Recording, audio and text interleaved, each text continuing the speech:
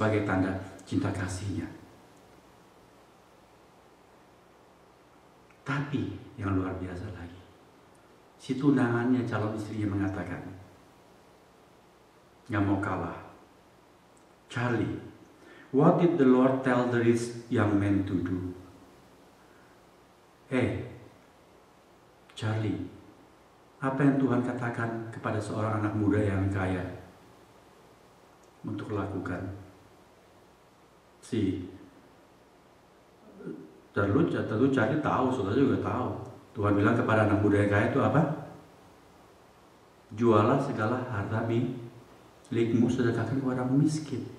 Well then, kata istrinya, calon istrinya, we will start clear with the Lord at our wedding. Jadi di hari pernikahan kita, itu 3.400 pound sterling yang kamu kasih saya, dan kasih saya. Kasih semuanya untuk pekerjaan Tuhan. Dan mereka mewujudkan itu, untuk memberikan the rest of the money away for the Lord's work. Saudara, banyak orang berkorban buat Tuhan, memberi waktu, memberi kepintaran, memberi tenaga, rela memberikan anak buat pekerjaan Tuhan, tapi mengeluarkan uang. Banyak orang susah. Susah itu artinya nggak gampang. Kasih uang itu susah. Ya kalau pekerjaan Tuhan, oke kasihlah. Tapi kepada yang kelihatan ke Tuhan, aja cuma ngomong wujudkan, nggak gampang. Tapi si Ishak sudah buktikan itu. Sampai dia penniless, tidak punya duit sepeser pun, udah sekarat, masih berangkat ke Afrika.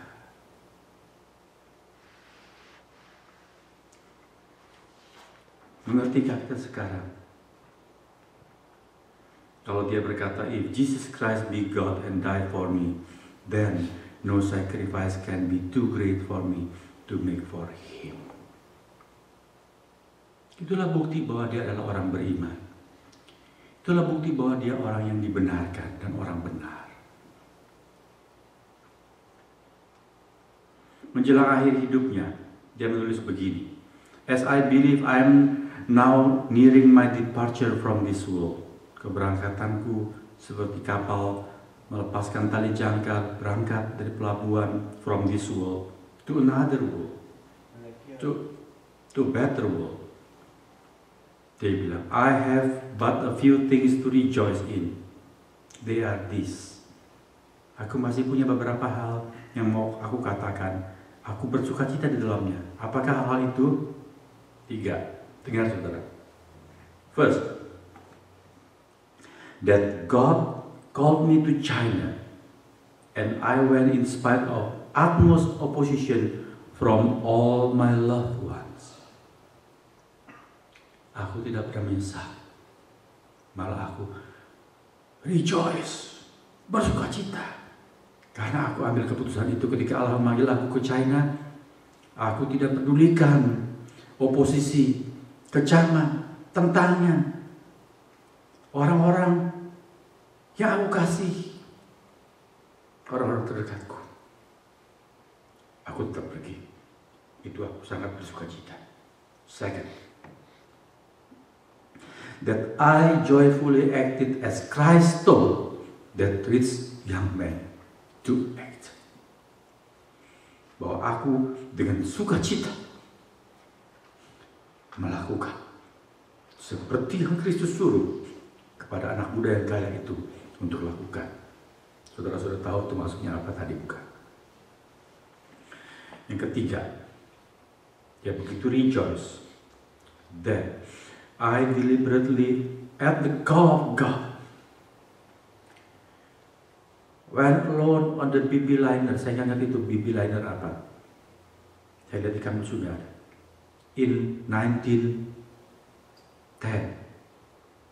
ketika aku sebatang kara di tahun 1910, tapi aku dengan sadar, dengan sengaja, sadar tanpa dipaksa, deliberately mematuhi panggilan Allah. Apa itu? gave up my life for this world, which was to be henceforth not for the Sudan only, but for the whole unevangelized world. Aku bersuka cita di masa tuaku ketika aku penyakitan, orang yang janji mendukung aku meninggalkan aku sebatang kara, tidak ada pegangan apa-apa. Aku tetap patuh panggilan Allah, pergi ke Afrika.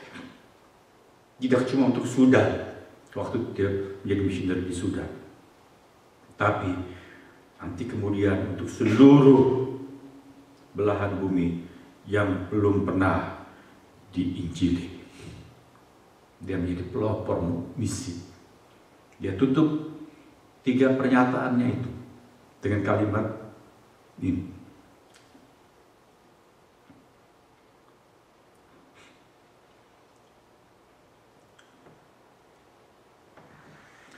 My only joys therefore are that when God has given me a work to do,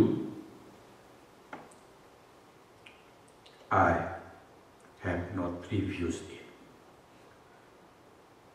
Satu-satunya kesukacitaanku dan sumber sukacitaku adalah manakala dan pada waktu-waktu yang lampau Allah memberikan kepercayaan kepadaku untuk melakukan sesuatu bagi Dia, aku tidak pernah menolaknya.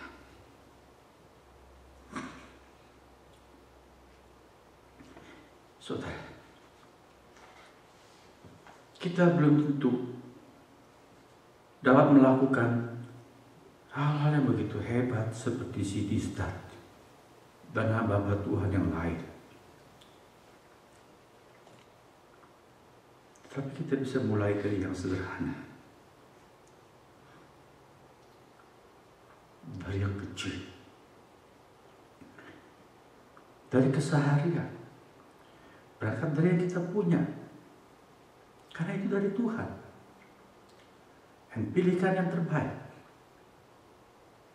Jangan pernah lakukan ibadah karena itu sebuah kebiasaan. Hari Minggu sore, aku biasa pergi kebaktian. Pasanganku bilang pergi yuk. Kalau aku nggak mau, gimana? Ya, demi keserasian aku pergi. Don't ever do like that. Melakukan pelayanan, mengapa? Ya sungkan sih diminta terus. Pak Hengki korbannya melulu itu. Saudara, kalau saya korban tentang pelayanan, panggilan pelayanan, dan sebagainya, itu bukan kewajiban. Bukan ciri khas Graceful Community. No. Every Christian community must be like that. Bukan sebagai keharusan yang dilakukan mau gak mau karena terpaksa, karena sungkan. Tidak. Tetapi sebuah kewajaran. Kenormalan. Kewajaran apa? Kewajaran karena aku bilang aku orang beriman. Karena iman aku dibenarkan. Jadi aku orang benar. Meskipun aku ini masih ada dosa, tapi Allah melihat aku dalam Kristus. Kamu adalah aku benarkan. Kamu orang benar. Kamu orang kudus. Oh, so nice. So what? Lantas wujudnya apa? Sebagai bukti kewajaran bahwa kita memang orang beriman, orang benar. Gak ada lain adalah yang berkali-kali sampai bosan, saudara dengar sampai berbusa saya khotbahkan adalah kasihilah Tuhan dengan segenap hati kita, lebih dari segala sesuatu. Layanilah Dia dengan semua yang terbaik. Jangan sembarangan.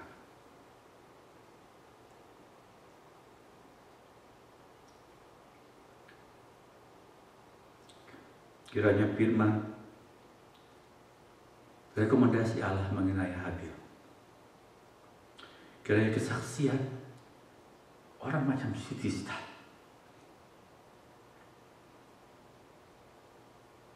tidak bisa kita lupakan. Saudara tidak mau peduli pun, saya berdoa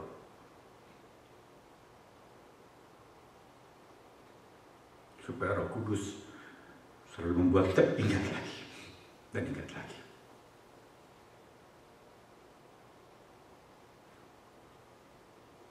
supaya bukan hanya nama Yesus, tetapi juga nama Habil, nama orang macam si Tista, terngiang-ngiang.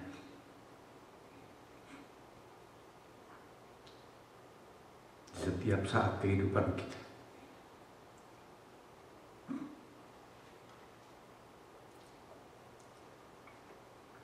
Dan kita siap pulang bertemu dengan Tuhan. Amin.